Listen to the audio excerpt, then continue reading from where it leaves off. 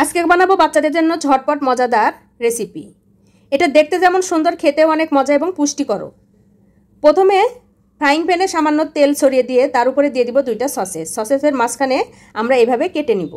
কাঠি দিয়ে ধরে মাঝখানে একটা ডিম দিয়ে দিব। 2টা সসেসে একই ভাবে আমরা ডিম দিয়ে দিব। ডিম দেওয়া হয়ে গেলে উপর দিয়ে দিব স্লাইস করা টমেটো এবং সয়া সিডস। এপিট ওপিট খুব ভালো মতো আমরা ভেজে নিব।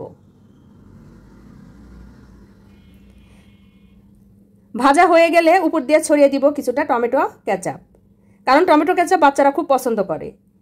নামিয়ে নিয়ে গরম গরম পরিবেশন করব। ঝটপট সকালের নাস্তা অথবা টিফিন। স্যান্ডউইচগুলো কিছুটা তেল দিয়ে সেখানে কিছুটা চিকেন কিমা ও একটা ডিম দিয়ে এটা ভেজে তুলে রাখবো। এখন একটা পাউরুটি দিয়ে দিব, তার উপরে দিয়ে দিব কিছুটা কেচাপ, স্লাইস চিজ, শসা এবং ডিমের অমলেট। তার উপর আর একটা পাউরুটি দিয়ে ব্রেক করে নিয়ে কেটে গরম গরম পরিবেশন করব। ঝটপট বানিয়ে নিব হেলদি ডিম এবং কলার অমলেট। এই জন্য কয়েকটা ডিম ফেটিয়ে ফ্রাইং প্যানে ছড়িয়ে দিব। তার উপরে দিয়ে দিব কিছু স্লাইস করা কলা। তার উপরে দিয়ে দিব কিছু সয়া সিডস এবং কালো জিরা। বেশ কিছুক্ষণ পরে এটা নামিয়ে নিয়ে গরম গরম পরিবেশন করব ডিম এবং কলার অমলেট।